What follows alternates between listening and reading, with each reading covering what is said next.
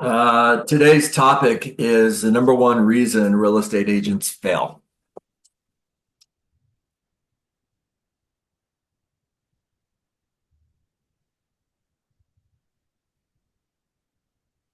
By the way, the repetition is the mother of learning.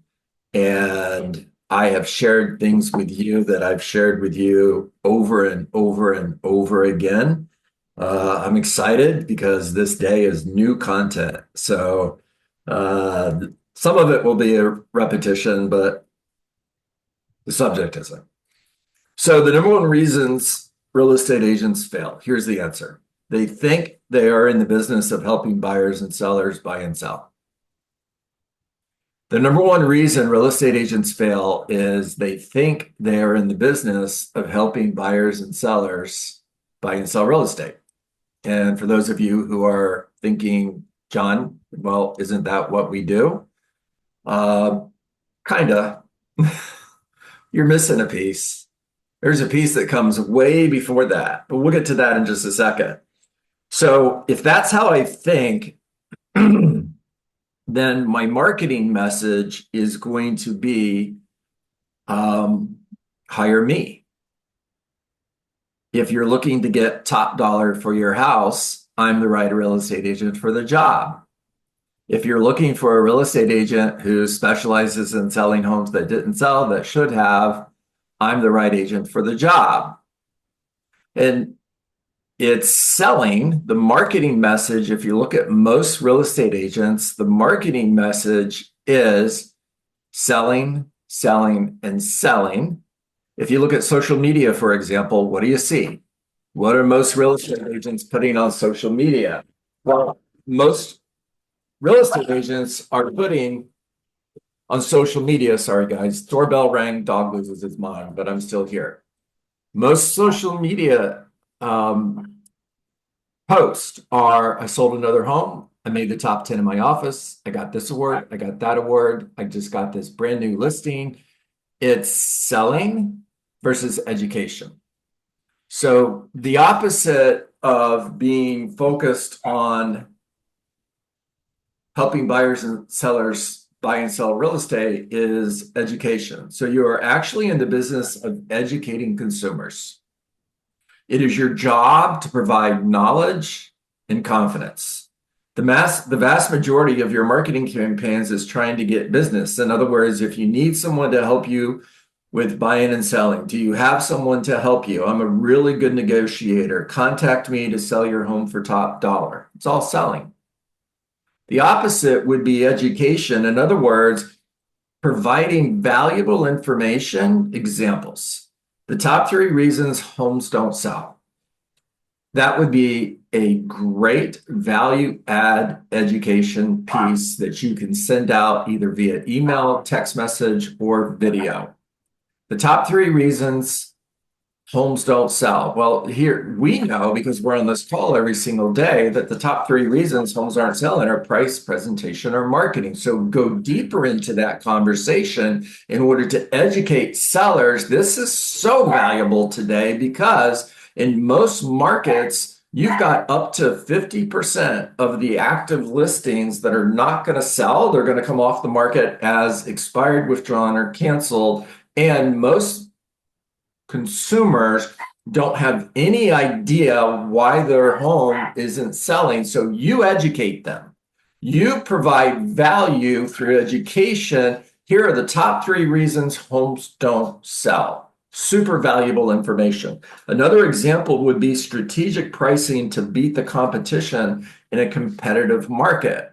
So if you're providing value, Justin, you're educating sellers on pricing strategy versus pricing. You're having pricing strategy conversations versus pricing conversations. You're providing consumers with valuable information on here's how you compete in a competitive market. Here's how you price your home in order to beat the competition when the market slows down. Now you're educating. Another example would be the top 5 mistakes buyers make when buying a home, or how to negotiate effectively.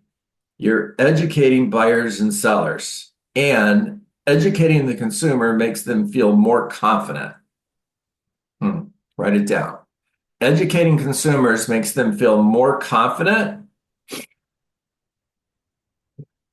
moving forward, and it builds trust in you. So what are the three questions that every buyer and seller is asking themselves about you? Okay, whether you're on an interview, you're interviewing for the job, you're on a listing presentation, you're sitting at the kitchen table, or you're in a buyer consultation, or you're going to a for sale by owner's home to look at their home so you could potentially bring them an offer, and they've told you, I'm never going to hire a real estate agent, I'm never going to list my home, or any other nonsense that they're telling you. It's noise, don't listen to it. No, doesn't live in my vocabulary.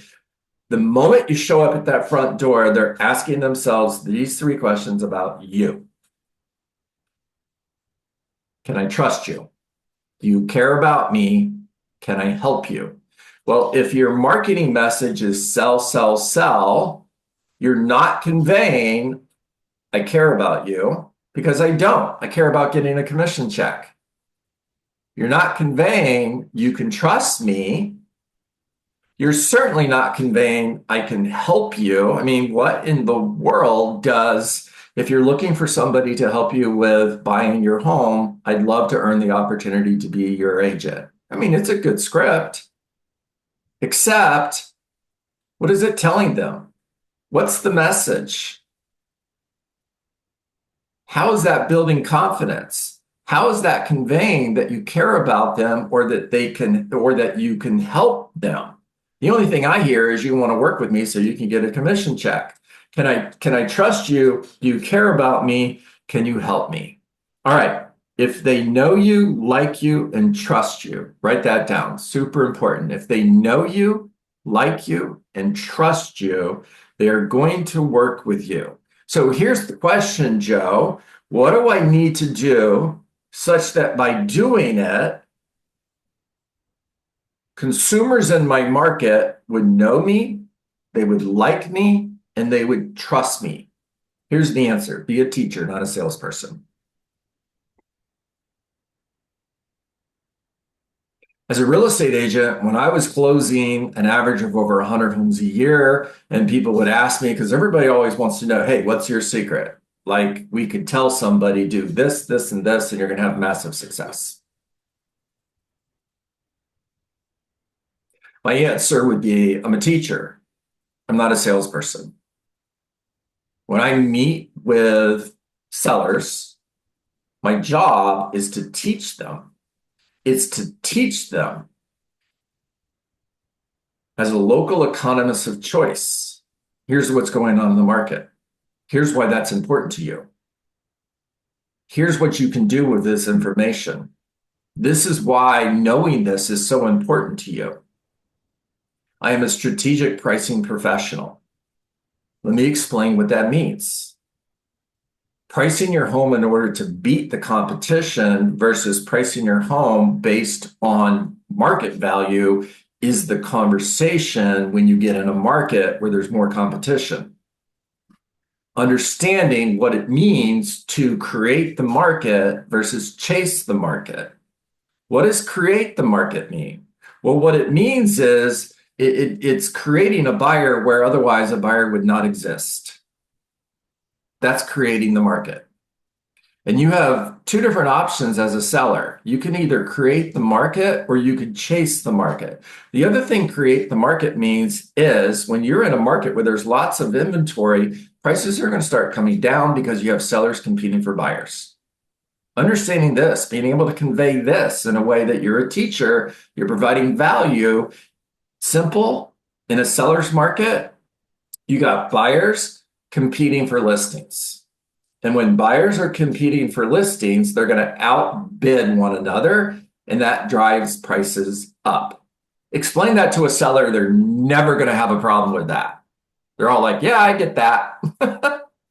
Now, when you get to the other part of this conversation, when you move to a buyer's market where inventory gets over 90 days and 120 days, and when it certainly gets up about 6 months, you have sellers competing for buyers. And when sellers are competing for buyers, the only way they win that competition is with price. It's by pricing ahead of the market. That's creating the market. If the market value of that property is $400,000, but you price it at 380 in order to get where the market's going to be 30 days from now, you're in front of the market. And that property goes under contract. That's creating the market, because now the new ceiling is 380. It's not 400 anymore. It's just how the market works. You didn't make that happen. That's another conversation for a different day. That's the market. Market value is determined by what a seller is willing to sell for and what a buyer is willing to pay, period. It's not by you, the real estate agent. It's what a seller is willing to sell for and a buyer is willing to pay. Stop trying to sell houses and start educating consumers. Now, for those of you who are in the business of agent attraction, for those of you who have revenue share as an option in your company, or you have profit share as an option in your company, and you want to build a business that creates financial freedom for you, this applies to that as well. This is the business that I'm in. Dietz and Dietz Real Estate Consultants is my team that I am running on the EXP platform. Now, I can get on the phone all day long and I can call real estate agents in order to schedule appointments. Love to meet with you, talk about a potential opportunity for us to partner and work together. That's fine. However, I can also educate them, provide value in such a way that they would want to follow me and they would want to get in business with me, because I've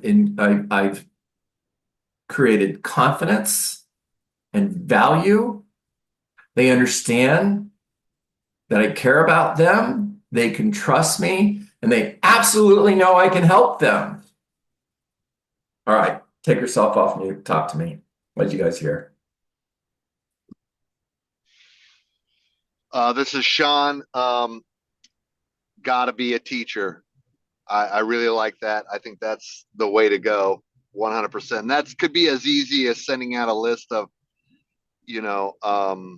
trades that you've worked with in the past. Teaching them, hey, I trust these people. You can too. That's right. Okay, great job, Sean. Thank you. This is Justin in Asheville, North Carolina, and one of my biggest mistakes in the last 6 months. I was working with an agent, trying to attract an agent over, and I was close. I was really close, and she said, "Tell me why I should come over." And I said, "Okay, I'll sell you why you should come over." And she was like, "Nope, nope, nope," and it crushed it. And I'm still working it, but it set me back a little bit saying that, and I learned my mistake on that one. There you go. There you go. Thanks for sharing. We're all so awesome. Justin, I love that about you. We're also awesome about talking about here's what we do great. Sharing your screw-ups is a great way for others to learn. Experience is a great teacher. I'd rather learn through your experience than mine. So some of you will get that on your way home. Okay, Joe, talk to me. Yeah, so working with distressed homeowners, a lot of those folks, they're in a bad situation. Somebody died or they ran into a financial problem, and right now they got their finances straight, but they're 3, 6, 10 months behind on their mortgages.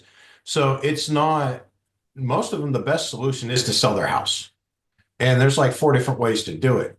But for most of them, you can't just tell them that. That's why I go over 10 different options and I help them with a loan modification, or I'll help them with, hey, contact them and ask for a forbearance because of these circumstances that you qualify for.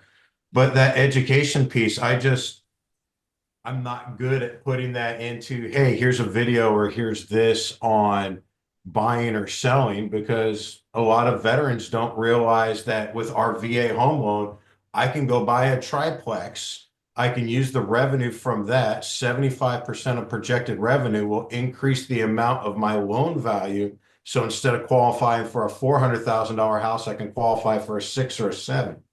Buy that triplex, rent out 2 rooms, live in the other, and now I'm living rent mortgage free because somebody else is paying my mortgage. But educating people on that's not something I've thought about doing until just now. There you go. That's it. It's just, it's here. The light bulb went off. Love that. Love it, and love it. Michael Wiseman, Morning, John. good morning. Just want to say I love that you brought this up this morning because I've built multiple businesses on the premise that people come to trust those they learn from. Mm, So we've always led with education, whether it's, we do our Google training business. And over the years, I've been in different businesses, and this Google one in particular, we had a business partner at one point that was involved with us. He wanted to go more of the sales approach, and we said, no, our webinars that we do, I'm on 45 minutes, and we sell at the end for 5 minutes. I deliver, and that's what's built multiple businesses. It's how I built my real estate business by educating sellers and buyers and how the attraction.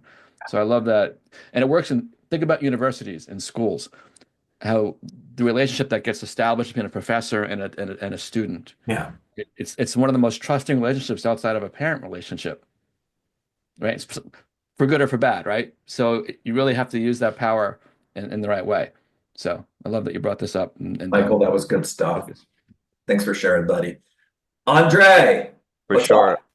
Yeah, same here. I mean, I love what you said when you started. The number one reason agents fail is that That's good. they do more selling versus educating. And I definitely realize that for some reason as realtors, we think that we got to sell all the time. And we just got to take a step back and realize that we provide a ton load of value. We don't even know how much value we provide, but if we just dug in deep, we would realize that everything that we do every single day is an education process. And if we just talk to the market about what we do, we would have so many more opportunities. I also love the strategic pricing to beat your competition. That's something that I definitely want to dive in deeper on having those conversations with sellers, right? To really get them to understand that this is a strategic thing, and it's not us as a realtor, it's the market, right? So don't get mad at me. Right. I'm just telling you exactly what the market is doing, and then pricing ahead of the market is something that is like another light bulb or golden nugget here.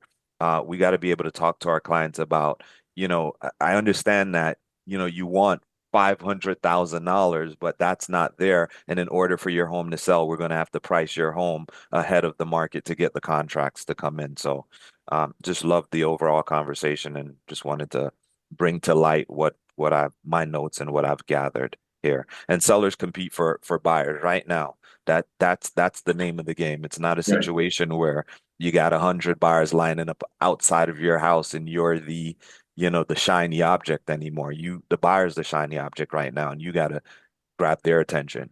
That's right. Well That's it. done. Well done, Andre. Okay, Jasmine, take us out. Your last one up today. So I attend a lot of like chambers of commerce event here in Austin area. So I attended one for Leander because I live in Cedar Park. And it's so nice to when you mentioned that, instead of selling, educating. So I came across, I met a lot of people yesterday from different businesses and just networking, and they're talking about the real estate industry and what's happening. And I wasn't trying to sell. I wasn't trying to say, here's my, not only, okay, I gave my card at the end, but at the beginning of the conversation, we were just having like, here, this is what's going on. This is what I'm seeing, just educating them on the buyers, like what my buyers are seeing, what my sellers are seeing. They really appreciated that. And, at the end of the day, yeah, we're exchanging contacts and, that's where we're there networking, but it's nice to they educate me on their business. I educate them on. So that's something that I'm really focusing on. I've being part of different committees also within Austin Board of Realtors, it helps because some business they want to do some stuff where they want to collaborate with the board, and so I'm just trying to learn and kind of put myself out there as well. Jasmine, well done. I've got one more, and I'm really looking forward to Bob. Bob's somebody that I chat with on Workplace quite a bit, but first time that you're up and talking to us here on Survive to Thrive, Bob. So let's do this. Well, it's not exactly the first time. The first time was when I came in on a Monday, not knowing it was role play. And you said, Bob, you're in the hole. And I said, oh, gosh, I guess I am. Okay. So, Okay. but John, when you were talking about educating consumers, making them feel more confident so that they can move forward to working with us, that's exactly what's going on here. Like I come on these calls, especially Tuesday and Thursday, but I do need to get them on Monday, Wednesday, Friday to get more confident. And I, from our chats, I've been doing this a long time, but I'm just learning new ways, better ways of presenting the same things I know, but in a way that is attractive to people. So you're a case study of this. This is why we come here. I do feel more confident listening to you, and yeah, there's repetition, but we need that so that we can present and in a way that it comes off being natural. So yeah, you do build trust, and I love coming on these calls. I look forward to it. It does get the day off to a great start, and I really appreciate all you do, John. And as far as your agent attraction, yeah, you're going places for sure. You already have, and it's very helpful. So God bless you lots. Appreciate you. Thank you for jumping in here. Thank you for your kind words. All right, everybody, 9:29. It's time to jump. Watch the video. It'll be on YouTube today. If you haven't already subscribed to my YouTube channel, please do. Implement, implement, implement. Don't come here to get entertained. I'm not very entertaining. Thank you, Andre. Make it a great day, everybody. I'll see you tomorrow. Thank you, John. Take care. We'll see you tomorrow. Yeah, everyone. Have a good day.